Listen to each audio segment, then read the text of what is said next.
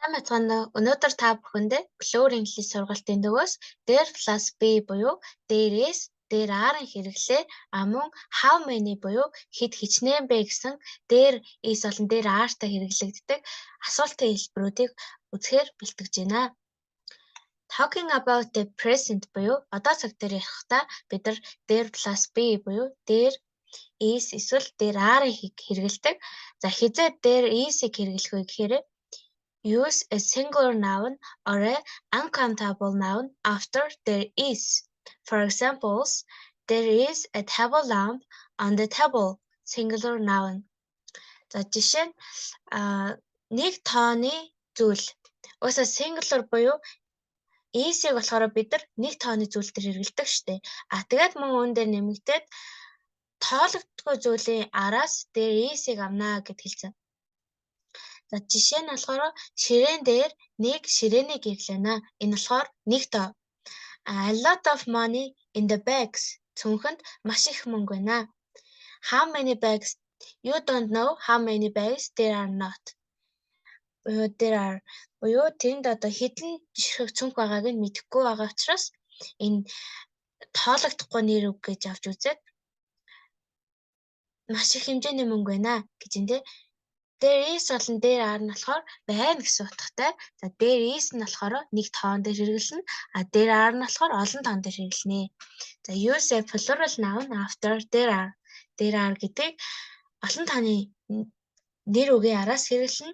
Examples: there are some books on the table. Plural noun: there are 28 students in my class. Буюу энэ ингээд 28 сурагч байна. This is plural noun буюу олон тоогоор бичигдсэн байна.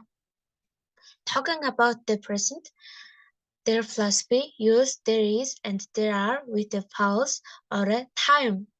За there is болон there are-ыг цагтаа хэрэглэе. Мөн газар байршилтай хэрэглэх үед яах вэ гэхээр жишээ нь there are some pictures on the wall. On the wall буюу газар байршил. There is an English exam at 2 буюу цаг хугацаанд зааж байгаа үгэн дээр there is-ийг хэрэглэж байна. Цаг хугацаан дээр мөн ашиглаж болно.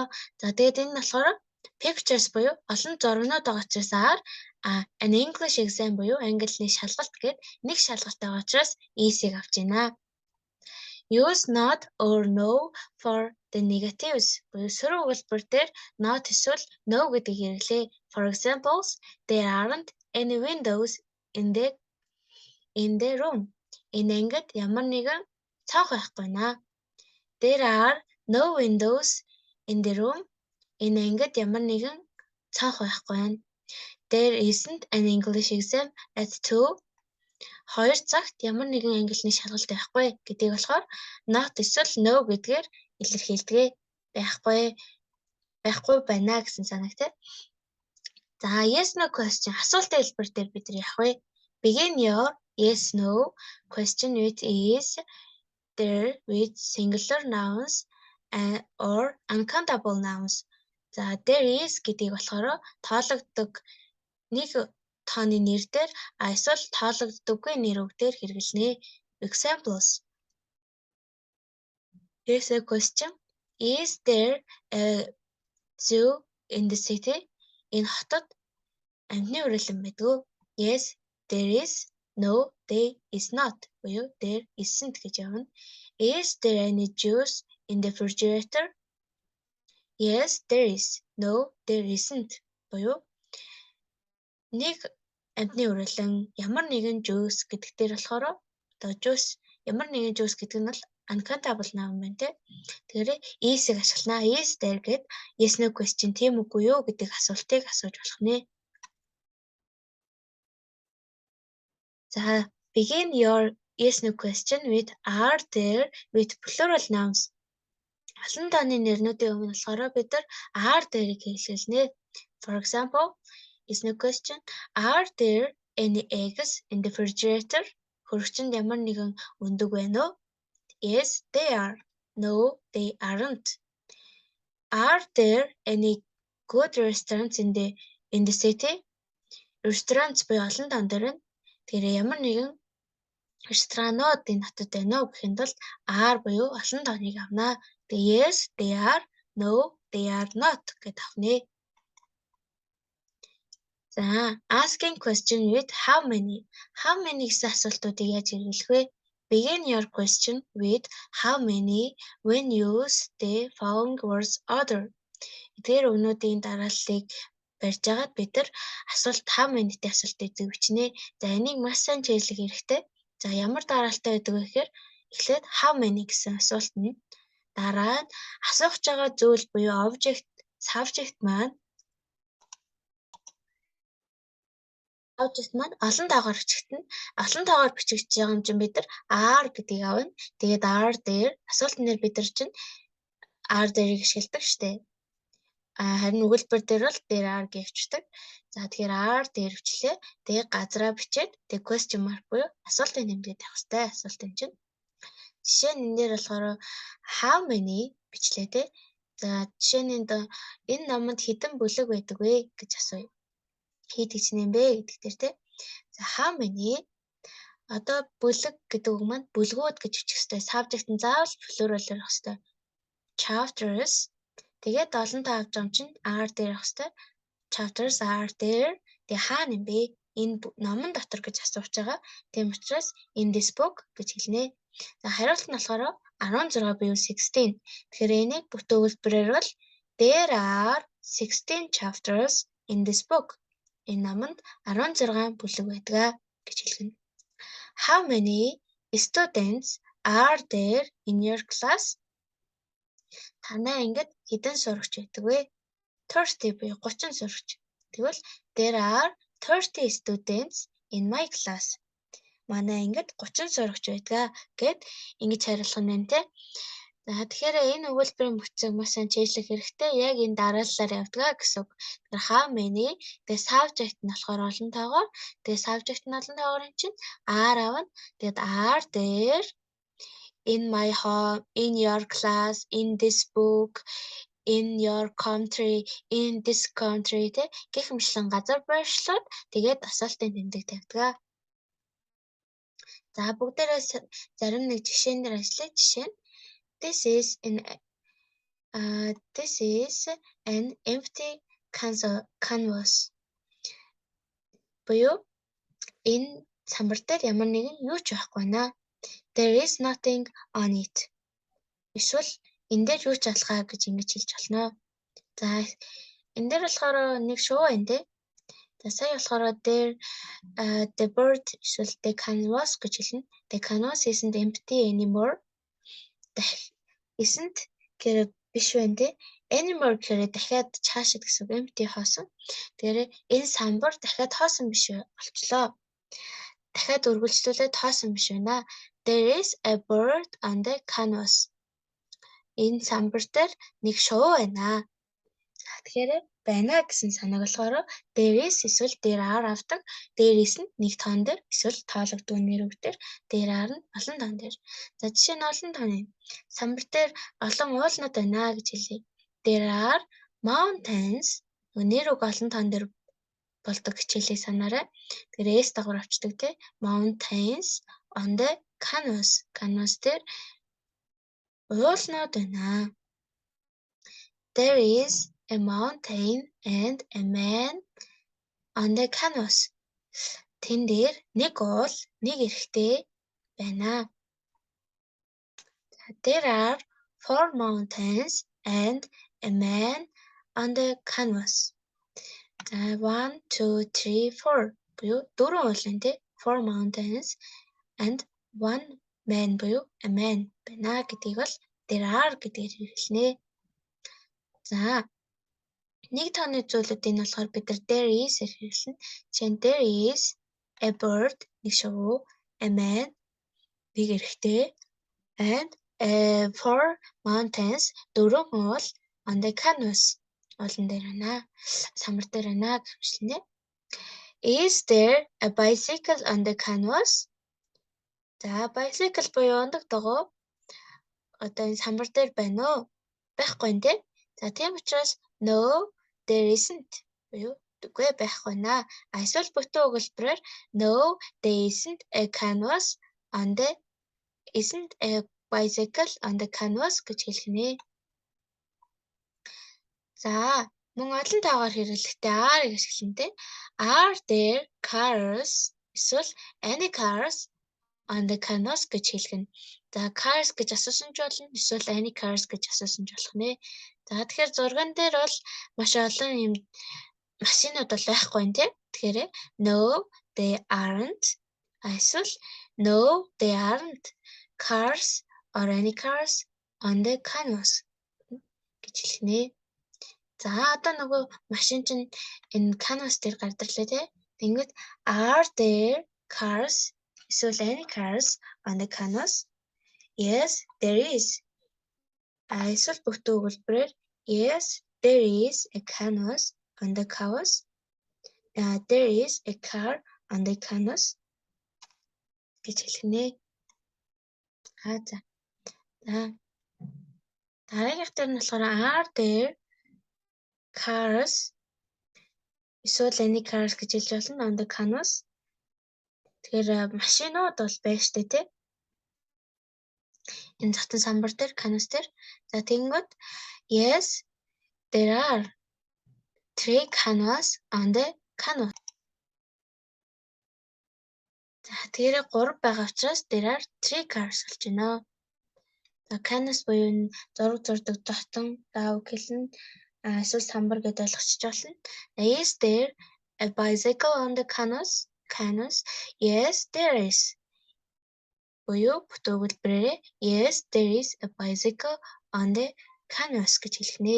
Тэгэхээр энэ дугуй гэдэг бол мундаг дугуй байна гэдэг бол yes, there is гэх нэг байгаа учраас нэг гэдгээр хэлж байна. Тэгээ бүтэн энэ дотн зурган дээр юу байна вэ гэдэг хэлэхдээ there are 4 mountains, a bird, a bicycle and a man on the canvas. За тэгэхээр тийм зүйлүүд байна гэд хамгийн сүүлд нь and гэдгийг хэлдэг байна. Тэгж жагаад хэлдэг. За нэг 4 уул, нэг шувуу, нэг эрэгтэй, нэг ундаг дугуй дотн зураг дээр байна.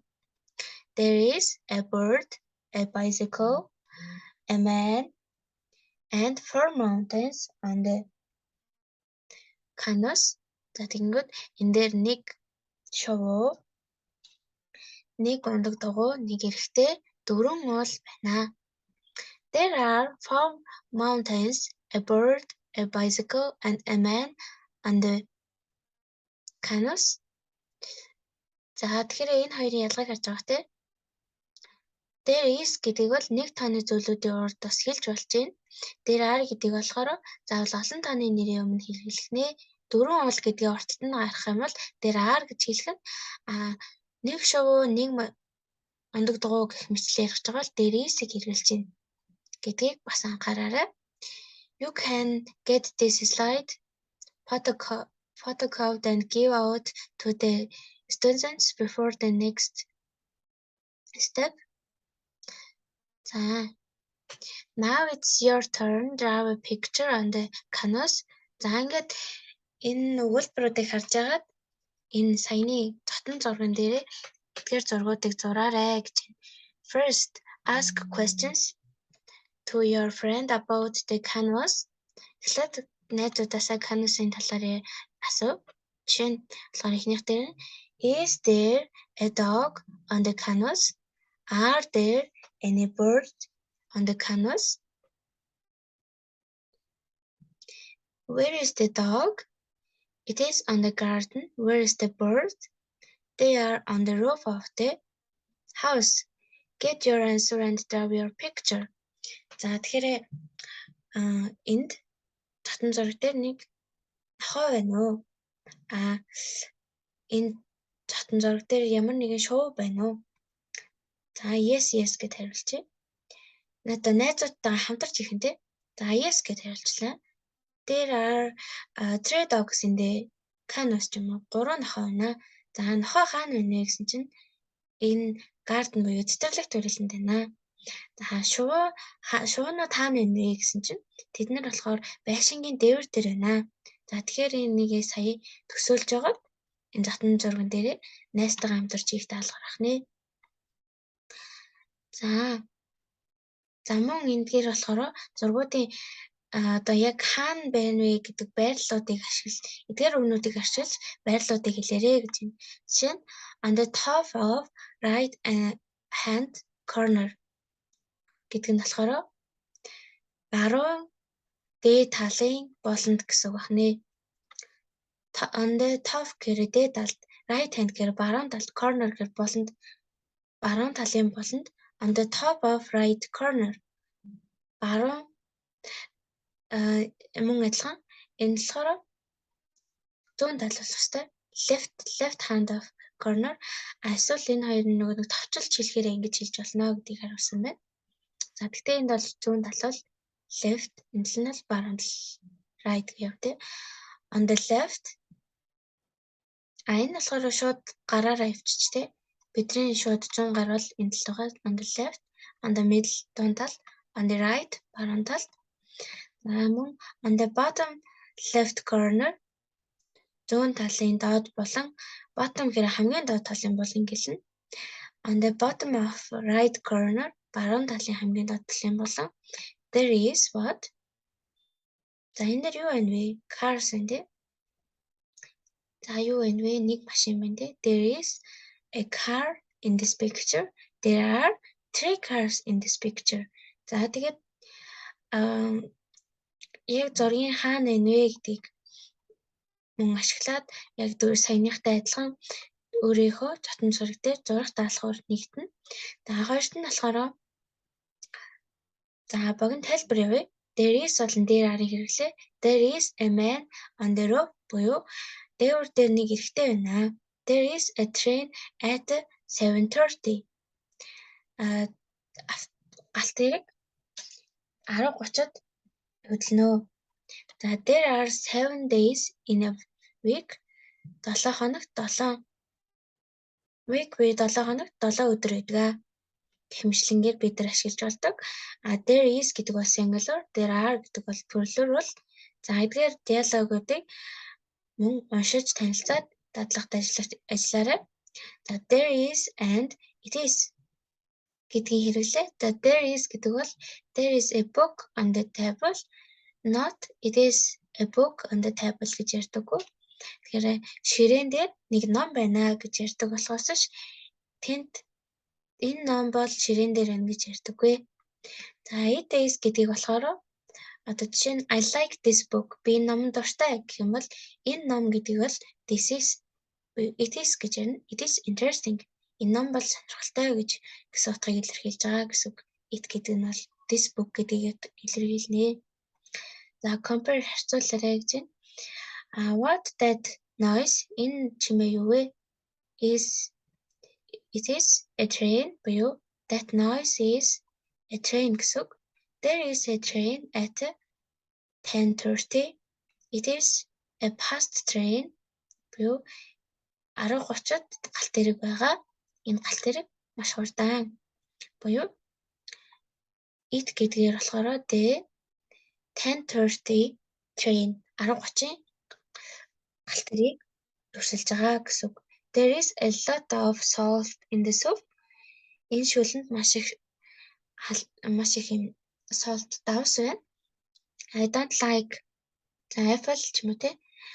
Тэгэхээр I don't like this soup энэ шүлэнд оргүй. It is too salty буюу this soup гэдгийг ихтер авсан байна. За шинэ дүрмийн хувьд юм байх нь. За мөн гэрийн даалгаврууд Kentham is a small town. Look at the information in the box and write sentence about Kentham with there is or there are, there isn't or there aren't гэдгийг ашиглаа. A castle байхгүй гэж юм те. За тэгэхээр there isn't a castle байхгүй. Any restaurants ямар нэгэн ресторанууд байдгүй тийм ээ маш их байдгаа гэж юм те. Тэгэхээр yes there are a lot of restaurants. Hospital буюу эмнэлэг байдгүй. Эмнэлэг байдгаа гэж юм те. Тэгэхээр hospital буюу нэг байна. Тэгэхээр яаж бичвүлээ? За энд нэг байна. Any cinemas гэж юм те. Хоёр байдгаа гэж юм. Хоёр байдаг гэвэл яаж бичвэ? Тоог нь биччихин гэсэн. University гэвэл нэг байна. Hotels гэдэг олон тоон дээр байгаа учраас олон тоон дээр хичнээн. Тэгээд yes no-г хараад there isn't, there aren't гэдгийг ашиглах хэрэгтэй. Bright sentence about your town буюу өөрийн амьдардаг газрын талаар хичээ. Эсвэл өөрийн сайн мэддэг газрын хандлаар хичээрэй. Мөн эдгээрт болохоор there is болон there are-ыг ашиглаарай. Эсвэл there isn't болон there aren't гэдгийг ашиглаарай. Жишээ нь there are a few restaurants. Миний амьдардаг газар хэд хэдэн ресторанууд байдаг. There is a big park. Маш том парк байдаг гэх мэтлэн өөрийн амьдардаг газраа одоо тэдэн барилга байдаг, тэдэн кафе, тэдэн сургууль, тэдэн эмнэлэг, одоо усан сан, кино театр гэх мэтлэн маш олон газрууд байна тий. Тэдгээрийг ашиглаад өгүүлбэр хүчээрэй. За одоо гурав дахь нь болохоор there is болон there are эдгээрийг нөхөж бичих даалгавар. За Kent Ham isn't an old town. Хуучин газар биш ээ. There aren't any old buildings. Буюу тэдэрт тийм олон барьсан барилга байхгүй. Хуучин барьсан барилга байхгүй гэж юм тий. Тэгээд эдгээрийнх нь бусдыг бүгдийг арцуулаад яриараа. Олон таах юм бол there are. За өгөөсгөж байгаа бол тэгээд өгүүлбэрийнхаа утгыг бас сонсгоо унших нь тий. Yes гэд хариулсан, no гэд хариулсан бол яаж асуух вэ? Any chairs гэд хэлсэн бол юу гэж хэлсэн байж таарах уу гэх мэтлэн тий. За bright sentence with there are, choose from the boxes. Хайцганд байгаагаа сонгоод there are гэсэн өгүүлбэрүүдийг хичээрэй. Жишээ нь болохоор 7 days a book гэдгүүдийг ашиглаад өгүүлбэрүүд бичсэн байна. Тэгэхээр жишээ нь there are 7 days in a week буюу 7 хоногт 7 өдөр байдаг гэдгийг бичсэн байна. Тэгэхээр одоо бусад өгнүүдийг ашиглаад мөн өөр өгүүлбэрүүдийг бүтээгээрэй. За мөн дараагийн даалгавар болохоор there is болон there are-ыг хэрэглэх даалгавар байгаа. Right, there is there, or it is it? There is a train at 10:30. Is it a fast train? Гэх мэтлэн there is эсвэл is there-ийг эсвэл it is эсвэл is it-ийг хэрэглэе. Жишээ нь энэ галт тэрэг 10:30-аас явна. Энэ хурдан галт тэрэг мөн үү буюу the train, a train гэдгийг it гэдгээр төлөвлөлчлээ. Гэх мэтлэнгээр энэ 7 дасгалыг хийгээрэй. За гэрийн даалгаврын хариунууд болохоор энэ дээр байрлаж байна. За 1-ийн, 2-ийн, 3-ийн, 4-ийн, 5-ийн гэдэг. За ингээд there is болон there are-ын хэрэглээний талаарх хичээл манууд бол өндөрлөж байна. Тэгэхээр there are болон there is гэдэг асуулт өгүүлбэрт хариулагддаг асуулт маань болохоор how many гэдэг асуулт байх нь there is-ийг болохоор 1-5 тоологдгүй тоон дээр there are-ыг болохоор олон тоон дээр. За тэгээ how many-тэй асуултыг бүр бид нар ингээс схемчлээд өглөө те. Схемд оруулаад за there how many-тэй асуулт байвал яаж асуух вэ гэдэг how many subject plural-аар are there plus тэг асуултын нэмдэг тавина гэд ингээ схемд оруулаад өглөө. Энэ схемэл ч эзэлчихэд болох юм шүү дээ. Тэгээ yes no question бол байран салтгаараа there are гэсэн бол are there is гэсэн бол is there болоод асуугаа явчихна. Эдгээр нь өгүүлбэрт орохдоо байна гэсэн утгыг илэрхийлнэ. За тэгээд гэрийн даалгавраа өргөж тогтмол хийгээрэй. Гэрийн даалгавар нь бол сурах амжилтын их өсвөр байж идэг. За лекцэн дээр сурсан мэдлэг бол дөнгөж одоо 50-аас бага хувийн тогтдог. Гэрийн даалгавраа хийжээж бид нар 90% тогтдог. Тэгээд өөрөө дадлага хийгээдээ яриад бусдад түгээгээд ярих юм бол 100% тогтдог байгаа. За тэгээд сурах их үйлсэнд амжилт хүсье. Дараагийнхаа хичээлээр уулзцаая. Баяр таа.